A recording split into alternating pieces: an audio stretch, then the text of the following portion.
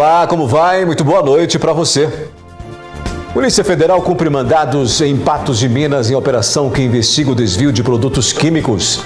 Polícia Civil e Militar deflagram a operação contra o tráfico de drogas e posse ilegal de armas e mais. Universitários do curso de Publicidade e Propaganda do Unipan visitam a NTV para conhecer a prática da produção de notícias. 10ª região realiza cerimônia de formatura com 61 novos soldados em Patos de Minas. Vendas de carros elétricos crescem 146% no primeiro semestre de 2024. Onda de calor. Patos de Minas deve registrar temperatura 5 graus acima da média. Mesmo após reclamações, continua o descarte irregular de lixo no bairro Itamaraty. Futebol. Atlético vence o Fluminense e se classifica à semifinal da Copa Libertadores. Em noite de estreia de Fernando Diniz, Cruzeiro decide vaga na semifinal da Sul-Americana. O que esperar das possíveis mudanças nas regras para o trabalho em domingos e feriados? Governador de Minas lança plano Safra Interior durante evento em... Este é o NTV News que já está no ar.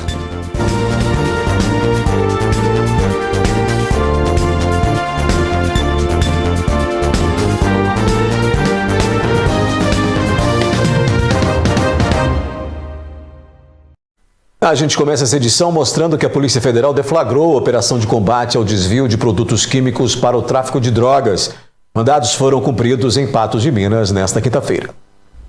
Uma organização criminosa que desviava produtos químicos para o tráfico de drogas em Minas Gerais é alvo da Operação Facões de Aço da Polícia Federal na manhã desta quinta-feira. De acordo com a Polícia Federal, foram expedidos pela Vara Criminal e da Infância e Juventude de Coronel Fabriciano 40 mandados de busca e apreensão e 3 mandados de prisão preventiva, que estão sendo cumpridos nas cidades mineiras de Coronel Fabriciano, Ipatinga, Timóteo, Belo Horizonte, Ponte Nova, Ipaba e também aqui em Patos de Minas, além da cidade de Bragança Paulista, em São Paulo. As investigações revelaram que, ao longo dos últimos anos, o esquema movimentou aproximadamente 1.200 quilos de produtos químicos desviados, o que gera em torno de 6 toneladas de cocaína adulterada, que representa uma movimentação financeira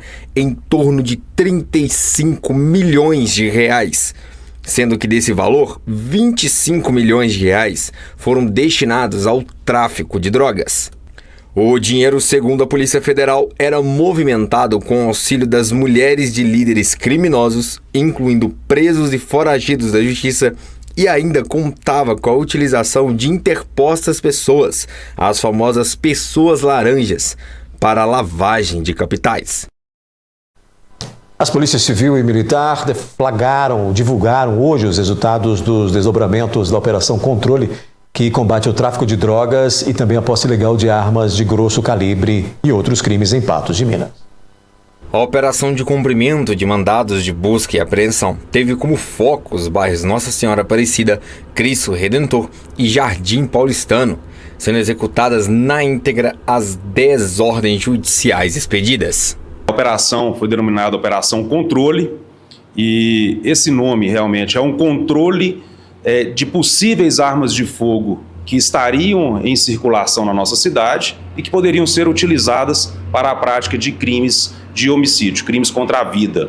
E culminou com bastante êxito o resultado, com a apreensão de 2 armas de fogo de grosso calibre, uma espingarda calibre 12 e uma pistola calibre 9mm, diversas munições e também diversas substâncias entorpecentes, com a prisão de 3 pessoas que foram encaminhadas ao presídio Sebastião Satiro. Como resultado do esforço conjunto das forças de segurança, foram presas 3 pessoas e apreendidos com elas, ou em suas residências, uma espingarda calibre 12, 23 munições calibre 12 intactas, uma pistola 9mm, 14 munições 9mm intactas, 4 pedras grandes de crack e 2 pedras de tamanho menor, totalizando quase 1 quilo da droga, 7 telefones celulares e R$ 5.940 em dinheiro.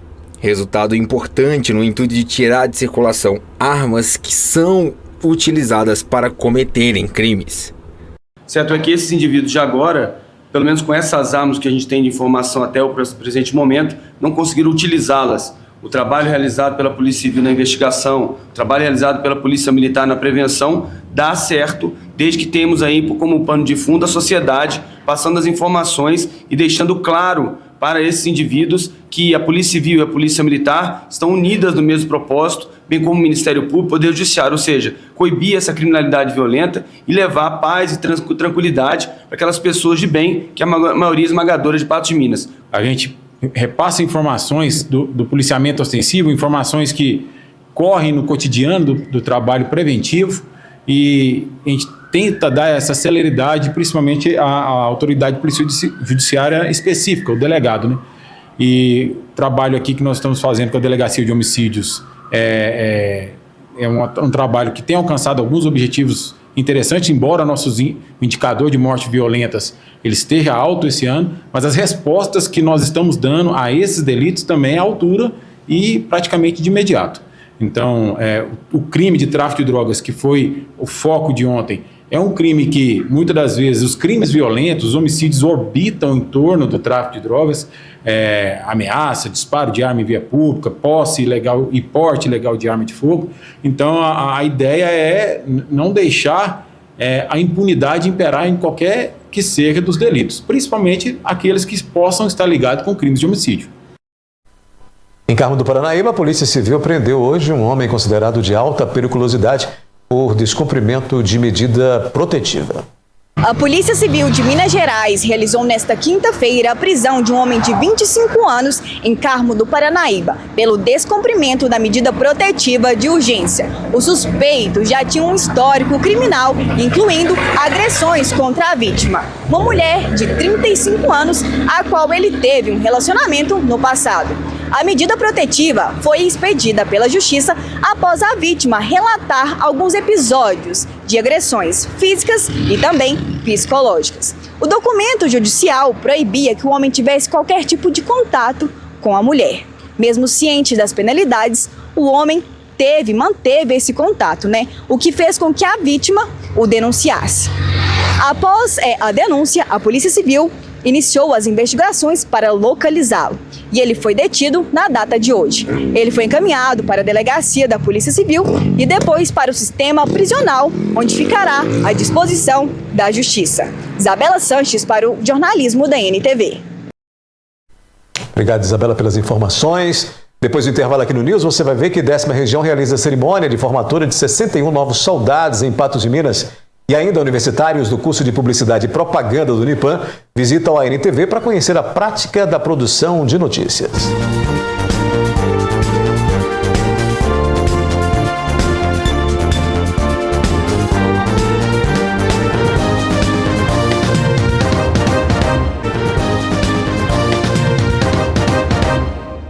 Nessa quarta-feira, alunos do 4º período do curso de Publicidade e Propaganda do Centro Universitário de Patos de Minas realizaram visita à NTV.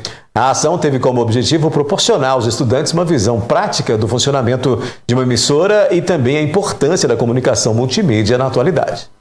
Durante a visita, o grupo, composto por mais de 50 alunos, teve a oportunidade de interagir com profissionais da área e absorver conhecimentos valiosos sobre o cotidiano da NTV. Um dos momentos mais enriquecedores foi o bate-papo com a jornalista e diretora da emissora, Ludmila Bahia. Ela compartilhou suas experiências e insights sobre o mercado de comunicação, ressaltando a relevância da prática aliada à teoria para a formação dos futuros publicitários.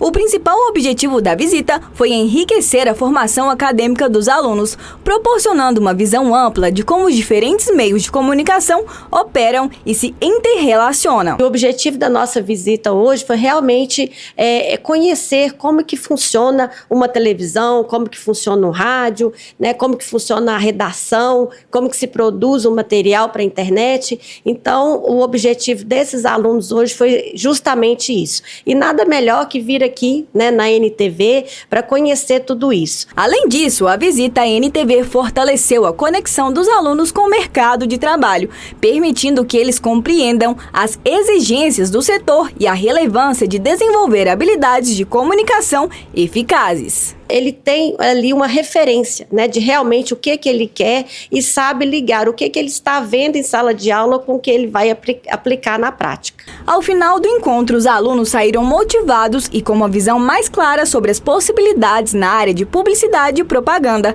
reforçando a importância de experiências práticas durante a formação acadêmica. Uma experiência muito única, ainda mais a gente que está adentrando agora no curso, conhecer os projetos que a NTV traz, conhecer mais de perto o que tem na nossa cidade e assim conhecer ainda mais o que a nossa cidade tem a oferecer para a gente em relação ao nosso curso. Querendo ou não, isso aqui está muito envolto no curso que a gente faz, vai ser uma coisa para o nosso futuro e ver isso de perto é outra experiência. É algo muito enriquecedor, principalmente para nós que somos estudantes, e enxergar a nossa responsabilidade mesmo como repassadores da informação, essa responsabilidade que a gente tem de passar credibilidade, principalmente para você que está assistindo a gente aí.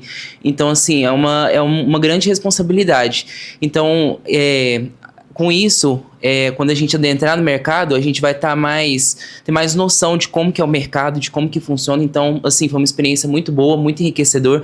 A gente aprendeu bastante. Sempre bem-vindos, né? As visitas, esse conhecimento, essa proximidade com a comunidade, com os estudantes e com todos os setores da nossa sociedade. A 10ª Região da Polícia Militar promoveu na manhã de hoje a solenidade de formatura de 61 novos soldados. A ocasião foi festiva, um momento de alegria e orgulho para a corporação e para os familiares e amigos dos formandos. Os 61 soldados passaram por um treinamento intenso durante 9 meses, atuando inclusive no serviço operacional, e irão reforçar o trabalho da segurança pública na região. A formação desses novos soldados aí, ela durou 9 meses, ela tem início aí com um curso de formação, onde os militares eles recebem diversos treinamentos relativos, né, à sua profissão, alguns empenhos externos, né, para colocar em prática esse treinamento, proporcionando a eles um maior conhecimento da atividade que irão exercer. São novos 61 militares aí que irão reforçar, militares extremamente capacitados para reforçar o policiamento e garantir a segurança da nossa população. Os 61 soldados serão destinados para as 23 cidades que compõem a 10ª Região da Polícia Militar. Alguns militares atuarão em Patos de Minas e outros que estavam em outras cidades também virão para o município.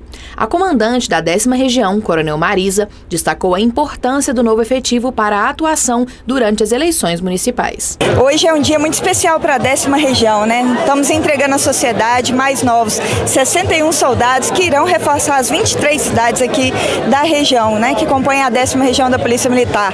Nós acreditamos na formação desses soldados, sabemos que eles estão prontos para servir e proteger, né, para cuidar das nossas comunidades da melhor forma possível. Chega num momento importante, né, próximo aí ao final de ano, próximo do exercício eleitoral aí, onde todos terão a oportunidade, né, de exercer democraticamente suas escolhas, e a Polícia Militar estará pronta, reforçada por esse novo efetivo para garantir que essas eleições sejam seguras e que a democracia seja mais uma vez festejada nesse dia tão importante para toda a sociedade. A turma de formandos já começará a trabalhar logo após um curto período de descanso. A sensação é de dever cumprido e, para muitos, de sonho realizado. É um sentimento de realização, né, de um grande sonho, poder estar à frente aí de uma instituição tão grandiosa quanto a Polícia Militar de Minas Gerais, e o melhor ainda é saber que eu posso proteger, né, a sociedade e cuidar daqueles de bem, é gratificante. Eu tenho um exemplo em casa, meu pai policial militar também, sempre foi meu sonho desde criança. Vi meu pai fardando, indo para o serviço, foi meu sonho desde criança. Reforços para a segurança pública, né? A seguir, onda de calor. Patos de Minas deve registrar temperatura 5 graus acima da média. Mesmo após reclamações, continua o descarte irregular de lixo no bairro Itamaraty.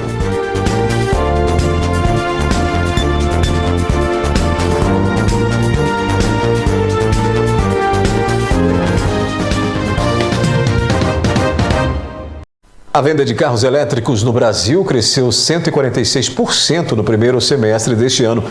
Para a Associação Brasileira de Veículo Elétrico, o bom momento do setor é graças à infraestrutura de carregamento e o aumento no número de carros em cidades que estão mais distantes das capitais.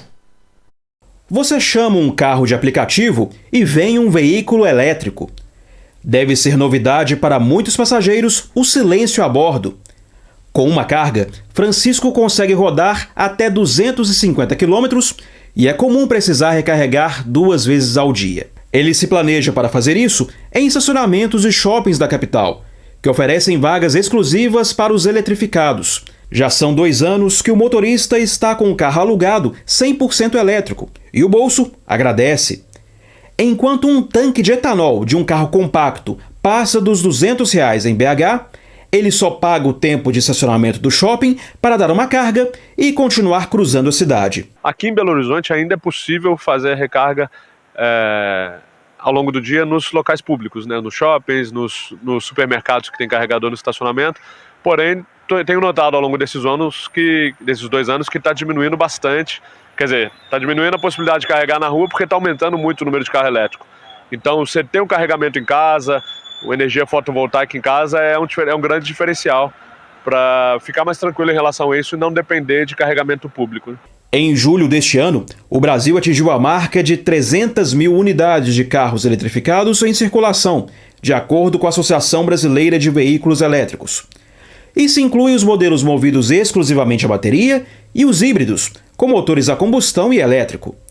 Em Minas, a venda de eletrificados foi de 15.847 veículos entre 2022 e julho de 2024, 6,7% do total de vendas. Uma das grandes preocupações é onde recarregar esses carros numa viagem longa, ainda mais em um estado do tamanho de Minas. Atualmente, existem 725 pontos de recarga, o que dá a relação de 12,6 veículos elétricos para cada ponto de recarga. A maioria dos carros elétricos tem autonomias de 200, 300, 350 quilômetros. E se ele precisar fazer uma viagem mais longa, é importante que a gente tenha essa infraestrutura dos carregadores rápidos instaladas em pontos estratégicos das rodovias, para que você possa fazer uma parada e em 30 minutos recuperar até 80% da capacidade da bateria. Ou seja, você para o carro, vai tomar um cafezinho, quando você volta, a tua bateria já recuperou 80% da energia. Da mesma forma que acontece com o celular, quando você põe na tomada. Ele vai de 10%, 80% em 20, 30 minutos, e a última pernada de carregamento ele já faz de uma forma mais lenta. Mas com isso você consegue recuperar 200, 250 km de autonomia da bateria para continuar a sua viagem. A reta final do mês de setembro deve ser marcada por muito calor em Patos de Minas. O IMET publicou nesta quinta-feira um novo aviso meteorológico indicando onda de calor neste início de primavera. As temperaturas estão pelo menos 5 graus acima da média para este período também no Alto Paranaíba e Noroeste Mineiro. Por isso, continua aceso o alerta vermelho do Instituto Nacional de Meteorologia. Para esta quinta-feira, em Patos de Minas e Presidente Olegário, os termômetros chegam a marcar 36 graus e amanhã sobem para 37. Hoje e amanhã em João Pinheiro, máxima de 37 graus. Já em Lagamar, hoje a máxima é de 36 e nesta sexta vai a 38 graus. Além das temperaturas nas alturas, a seca castiga a região. A umidade relativa do ar continua em níveis críticos e o alerta de perigo do IMET está aceso. A combinação de calor forte, tempo abafado e baixa umidade trazem desconfortos à saúde, como secura na boca, garganta, fadiga, tontura e dor de cabeça. Por isso, vale reforçar a importância de caprichar na hidratação e umidificação de ambientes, por exemplo. O alívio virá com a chegada da chuva. Há previsão de chuva isolada a partir de quarta-feira em algumas cidades da região. Porém, de acordo com o IMET, chuva com volume significativo só a partir de outubro. Mesmo após mostrarmos reclamações de moradores do bairro Itamaraty quanto ao descarte irregular de lixo, a situação continua da mesma maneira, sem uma solução. Nossa reportagem esteve na semana passada no bairro Itamaraty para mostrar a situação de descarte irregular de lixo. Fomos ao local após diversas mensagens e pedidos que foram enviados pelos telespectadores da NTV para que mostrássemos a situação do bairro. O local em questão localiza-se nos arredores do Itamaraty, onde existe um grande loteamento que ainda não recebeu construções. Pela falta de movimentação, muitas pessoas têm realizado o descarte de uma grande quantidade de lixo nas laterais das vias, sem se importar com as consequências desse ato. Roupas, sapatos, resto de comida, móveis quebrados, pneus e o que mais choca, cadáveres queimados e esqueletos que transformam as ruas em um cemitério de animais, deixando um mau cheiro terrível e uma péssima aparência que tem incomodado toda a região. Isso aqui é feio para a equipe, para quem está jogando. Entendeu? Isso aqui tem que ser, a pessoa tem que ser multada sobre isso aqui. O pneu tá tudo cheio de água. Aí dá mosquidade aqui, o povo não vê isso não, sabe? É intuito. Você olha aqui nas avenidas, é nova aqui no baixo aqui. Uma pessoa tem de ver isso aí, deu consciência, não é? Após essa reportagem mostrar, então, há uma semana atrás, a situação aqui desse loteamento novo do bairro Itamaraty, a gente está aqui de volta para ver como que está a situação. E a situação não é nada boa. Como a gente pode observar aqui, ó, a madeira ainda se encontra por aqui. Também a gente tem diversos pedaços de telhas que ainda se encontram por aqui. E essa parte aqui toda queimada que está por aqui. E o lixo ainda continua. O entulho continua sendo jogado aqui, sendo descartado de forma irregular.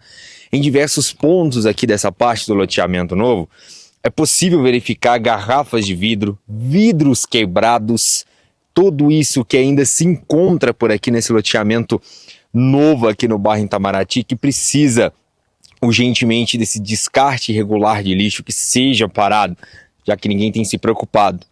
Quando a gente esteve aqui na nossa reportagem no local, a gente ainda verificou que animais estão soltos por aqui. Como a gente pode ver nas imagens, animais estão soltos aqui tranquilamente, pastando por aqui pelo local. Local esse que pede por socorro quanto antes em relação ao descarte irregular de lixo. Pois é, a Prefeitura informou que os lotes utilizados como bota-fora irregular são imóveis particulares, cabendo aos proprietários para mantê-los limpos. Os endereços foram repassados à fiscalização de posturas. Em instantes, a gente fala de futebol. O Atlético venceu o Fluminense e se classifica à semifinal da Copa Libertadores. E em noite de estreia de Fernando Diniz, Cruzeiro decide vaga na semifinal da Sul-Americana.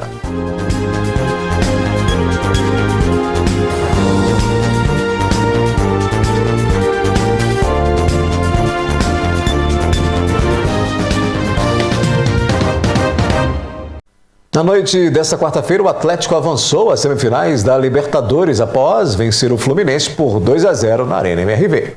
O Fluminense chegou a Belo Horizonte com uma leve vantagem, após vencer o jogo de ida por 1-0 no Maracanã. No entanto, a pressão do Atlético desde o início foi evidente. Logo, aos 4 minutos, Guilherme Arana quase abriu ao placar com uma finalização cruzada, mas a bola desviou em John Arias. Acontece que o desvio foi no braço do colombiano e a penalidade foi marcada, mas a defesa do tricolor se beneficiou de uma defesa incrível de Fábio, após um pênalti cobrado por Hulk. Apesar do susto, o Fluminense respondeu com uma boa oportunidade, mas a defesa atleticana se mostrou sólida.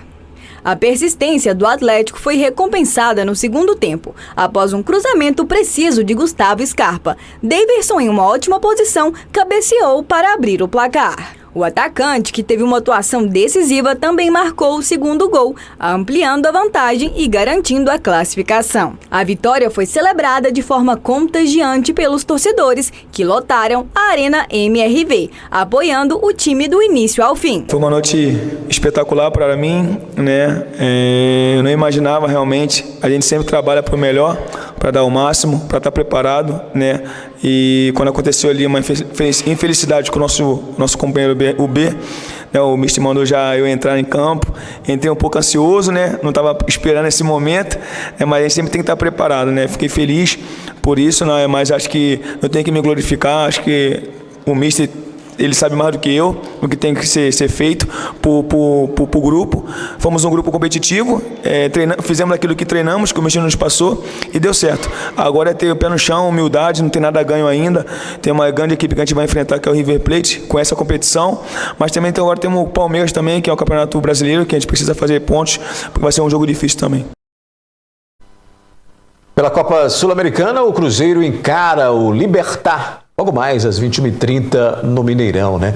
O time, que agora está sendo comandado por Fernando Diniz, vai em busca de uma vaga nas semifinais da competição continental. Diniz faz a sua estreia com uma vantagem, já que o Cabuloso venceu o jogo de ida por 2-0 e pode hoje avançar para a próxima fase, até mesmo com uma derrota por um gol de diferença. Caso se classifique, o Cruzeiro enfrentará o Lanús da Argentina na próxima fase.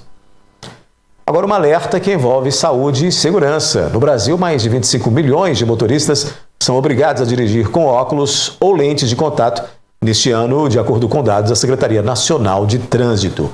Em 10 anos, o número de condutores que precisam usar óculos aumentou 77% e o uso excessivo de telas tem muito a ver com isso. Júlia renovou a carteira de habilitação neste ano. No exame, o médico constatou que a produtora tem dificuldades para leitura à distância e recomendou o uso de óculos para dirigir. Vou renovar a carteira novamente, né? E com certeza eles vão ali exigir, fazer essa exigência aí com mais força e pedir, né, que eu use esse óculos diariamente quando eu for ir dirigir. O Conselho Brasileiro de Oftalmologia analisou dados da Secretaria Nacional de Trânsito para fazer um alerta importante à população. O número de condutores com a exigência do uso de óculos ou lentes aumentou 77% em 10 anos. Em 2014, eram 14 milhões de brasileiros nessa condição. Hoje são mais de 25 milhões de condutores obrigados a usar óculos ou lentes para dirigir. Há, claro, o envelhecimento da população e o acesso a serviços de saúde, mas o uso abusivo de telas contribuiu para essa situação. Segundo a Associação Brasileira de Internet, os brasileiros passam, em média, 9 horas e 30 minutos por dia diante de telas, navegando na internet, especialmente no celular. Neurologistas apontam perdas cognitivas com o abuso de eletrônicos, mas não há comprovação científica até agora sobre prejuízos à visão. Essa oftalmologista alerta que a mudança no foco, sim, gera fadiga ocular e isso traz implicações à saúde. A gente vê que nas últimas décadas os nossos hábitos mudaram muito. Então, se antes a gente enxergava para longe, hoje o nosso foco totalmente é para perto. E isso acaba gerando um cansaço do músculo do olho. Esse cansaço do músculo do olho, essa fadiga ocular, ela interfere na nossa visão. Então, aquele paciente que, mesmo com um pouco grau que não dependia de óculos, ele passa a depender. A médica recomenda pausas a cada hora para descansar o olho e a mente de tanta exposição. Quando a gente está o dia todo ali, seja no celular ou na tela do computador, a gente está fazendo um exercício isométrico. Então, acaba gerando essa fadiga ocular. Então, qual que é a recomendação? Ao longo ali da sua rotina, parar 1, 2 vezes a cada hora e olhar para o horizonte. Isso vai descansar a sua visão, vai fazer você piscar mais, que também ajuda a melhorar a qualidade. Geralmente, quando a gente muda o foco, automaticamente a gente aumenta o piscar, né? E com isso, você vai diminuir esse cansaço ao final do dia. Olha só, se o motorista for parado e não estiver usando nenhuma solução para a correção da visão, ele pode ser multado. Além disso, terá o carro retido até que se resolva essa situação. Caso não esteja com os óculos, deverá esperar a chegada de um amigo ou parente habilitado para conduzir o veículo. De acordo com o Código Brasileiro de Trânsito, essa é uma infração gravíssima e o motorista leva 7 pontos na carteira. A multa é de R$ 293,47. Daqui a pouco aqui no News, o que esperar das possíveis mudanças nas regras para o trabalho em domingos e feriados. E o governador lança plano safra interior durante evento em Patos de Minas.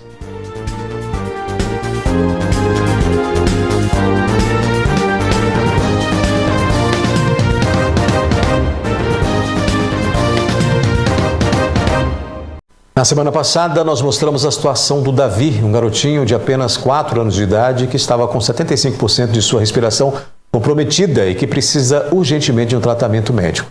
A repórter Isabela Sanches acompanha a situação e traz a atualização deste caso.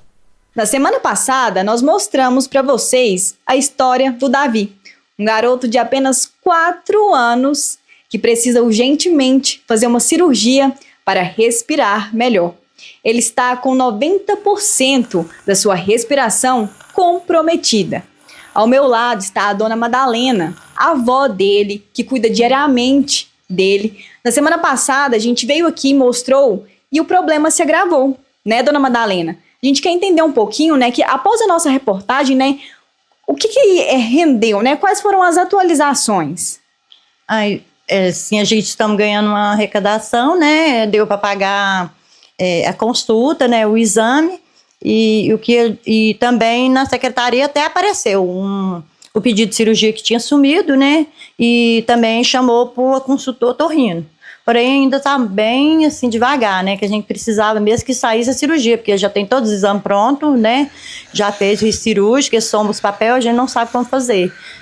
Aí chegou nessa situação, né, gravou bastante, né, e o meu neto está correndo risco de vida. E a gente está pedindo socorro, mas não está adiantando muito, não. Aí a gente está contando com a doação mesmo, para ver se paga. Aí fez a consulta, a cirurgia vai tá no valor de 12 mil. Nós estamos, né, aguardando a população ajudar, porque nós vamos contar com a população, porque com do SUS não está adiantando mesmo. Né? Dona Madalena, agora conta um pouquinho pra gente, né, pra gente entender melhor, né, como que é essa respiração do Davi, né, como que é ficar com ele dias e noites? É muito difícil, de dia passa bem, à noite é que passa até bem, né, funga o tempo todo, né, respiração é ruim, mas não sufoca, né, depois que dorme a gente tem que ficar o tempo todo ao lado dele, porque ele sufoca, né, para de respirar, eu fico com ele minha nora, a mãe deles trabalha de 5h30 até a meia-noite, eu fico com ele nesse horário, assim, praticamente ajoelhada, né, na cama, virando de um lado e do outro. E depois a mãe dele continua, né, cuidando até o dia amanhecer, arruma para ir pra escola e que ela dorme um pouquinho, né, mais sossegada para descansar, né, para cuidar dele depois que volta da escola, que ela trabalha à noite porque não tem ninguém olha, né, porque tá bem complicado, né, perigoso sufocar, né, e parar de respirar, a gente não sabe fazer. Inclusive a médica falou que não sabe nem como que ele ainda não deu uma crise grave dessa. E se precisar entubar, não tem como entubar. Tá? Atualmente o Davi tá tomando algum medicamento? Ele tomou antibiótico esses dias, né? E tem que dar um espaço um pouquinho para tomar de novo, né? Ele tá tomando só um xarope, não tossir para as amígdalas não inchar mais, né? Atualmente, então, o Davi ele está na fila de espera para realizar a cirurgia pelo SUS, mas é necessário que ele realize, né, essa cirurgia o quanto antes. O valor da cirurgia é avaliado em 12 mil reais. Então, a dona Madalena, a família, né, conta com o apoio da população. Quem quiser ajudar o Davi, como que pode fazer, dona Madalena? Mãe pode estar passando pro pico da mãe dele, né? A gente vai deixar, né, o número, que é o número do telefone dela, e pode ser irmão também, que a gente, né, onde falar pra gente buscar, a gente busca. Estamos abertos para doação mesmo, que nós realmente precisamos, que é para salvar a vida dele, então a gente está pedindo mesmo. A gente pede por esse motivo. O resto a gente corre atrás, né? Infelizmente é muito dinheiro, né? Dona Madalena, muito obrigada pelas informações. Isabela Sanches para o jornalismo da NTV. Obrigado, Isabela. Eu vou pedir o Danilo para colocar novamente na tela a chave Pix, para que você possa, se puder, né, ajudar essa família aí, porque aí a gente tem uma situação de uma criança que está realmente precisando com urgência dessa cirurgia. São 12 mil reais, a família faz essa vaquinha, conseguiu algumas ajudas para poder custear exames, mas aí a gente ainda não tem, né, esse montante todo para poder fazer essa cirurgia. Danilo vai colocar aí na tela novamente, a gente vai repetir. Pode colocar, por favor, Danilo, essa aí na tela para gente. Essa daí, ó. Pode travar aí. A chave Pix é o 34 99987 9732. Vou repetir, a vaquinha solidária do Davi, se você puder ajudar de alguma maneira, 99987 9732, chave Pix aí, para ajudar esta criança a fazer essa cirurgia que custa 12 mil reais. Está estudando a criação de novas normas que podem impactar na rotina dos trabalhadores com carteira assinada quanto aos domingos e feriados. Há uma discussão no governo federal sobre a possibilidade de uma nova regulamentação do trabalho aos domingos e feriados. Para falar um pouco mais sobre isso e entender essa possibilidade, hoje eu converso com a Kátia Andrade, que é advogada da área trabalhista e pode nos explicar um pouco mais sobre. Kátia, atualmente já existe algum tipo de projeto de lei nesse sentido ou é apenas ainda uma discussão inicial? É uma discussão inicial, uma proposta que supostamente está vindo do governo federal, mas essa mesma proposta ainda está em análise pelo próprio governo federal. E, óbvio, a ideia do governo, por tudo que nós lemos a respeito, é movimentar a economia, né? E, enfim, seria liberar os setores, desde que aprovado em negociação coletiva, o trabalho aos domingos e feriados. Certo. Caso isso realmente venha a acontecer, quais seriam as mudanças efetivas, né? O que tem sido discutido em relação a mudanças de fato? Bom, primeiro a gente precisa entender que nós temos um artigo 67 e 68 da CLT que determina que todo trabalhador que trabalha 8 horas por dia, ele tem direito a um descanso semanal remunerado de 24 horas e que deve coincidir, ou preferencialmente coincida, aos domingos, tá? Salvo, obviamente, os serviços essenciais. E aí a gente está falando de hospital, por exemplo. Entretanto, essa coincidência aos domingos, ela deve acontecer obrigatoriamente a cada 4 semanas, no comércio, na prestação de serviços, e na indústria a cada 7. Isso é o que consta nesses artigos. A proposta do governo a proposta, né, caso ela se concretize, seria de que haveria liberação para esse trabalho ao domingo, desde que a categoria aprove negociação coletiva. E em havendo esse trabalho ao domingo, a remuneração ela não vai vir com adicional de 100% sobre a hora, mas vai haver uma compensação, um dia de folga, depois uma folga compensatória em razão desse trabalho. Qual é a discussão que se tem com relação a isso?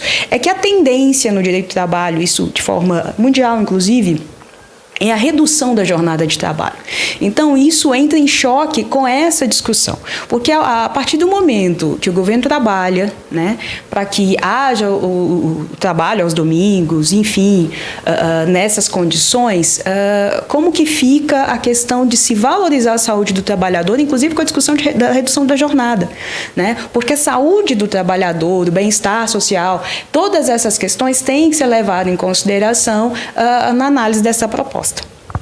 Certo. Então, no geral, é importante realmente isso ser pensado com bastante cautela para que não haja ainda mais, né, uma cobrança em relação ao trabalho. Porque, como você mencionou, há essa tendência de redução da jornada de trabalho e não o aumento, que é o que essa proposta traria. Exatamente. Inclusive, no Brasil, nós temos algumas empresas que implementaram essa redução da jornada de trabalho e alcançaram bons resultados em termos de produtividade com relação a isso, né? A partir disso.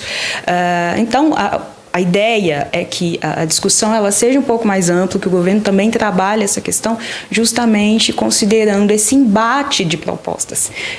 Porque nós temos numa vertente que é uma tendência, a redução da jornada, e outro, ele quer estender, e ok, eu consigo entender que a extensão, no caso, aumentar, colocar o trabalho aos domingos, seria para movimentar a economia. Então, nós temos claramente um conflito de interesses quando nós colocamos essas duas pautas, nós colocamos em análise essas duas questões.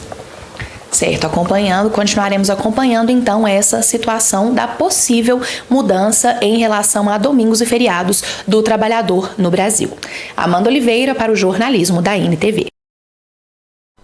O governador de Minas Gerais, Romeu Zema, esteve hoje em Patos de Minas para o lançamento do Plano Safra Interior. O governo de Minas Gerais, por meio do Banco de Desenvolvimento de Minas Gerais, o BDMG, apresentou as linhas de financiamento disponíveis para os empreendedores do agronegócio mineiro. Na safra 2024-2025, o banco disponibiliza 1,4 bilhão de reais em crédito para todo o estado. O volume de recursos é 15% superior ao total liberado pelo BDMG na última safra. Os financiamentos chegarão às cooperativas, produtores e empresas, incentivando o agronegócio no estado, que representa 22% do PIB mineiro. O Alto Paranaíba e o Triângulo Mineiro têm participação expressiva neste setor.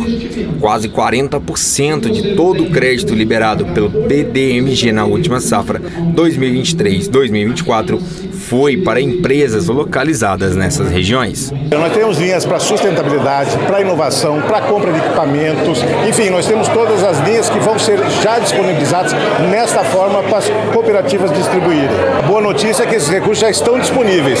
Eu convoco e convido a todos os produtores que conversem com as suas cooperativas de forma a acelerar esse crédito. O governador do estado, Romeu Zema, falou da importância do Plano Safra para ampliar ainda mais a economia mineira.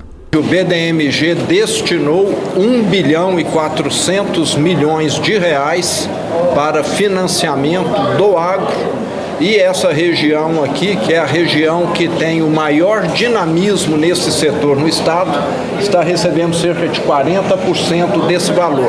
Então nós estamos falando de algo superior a 550 milhões de reais.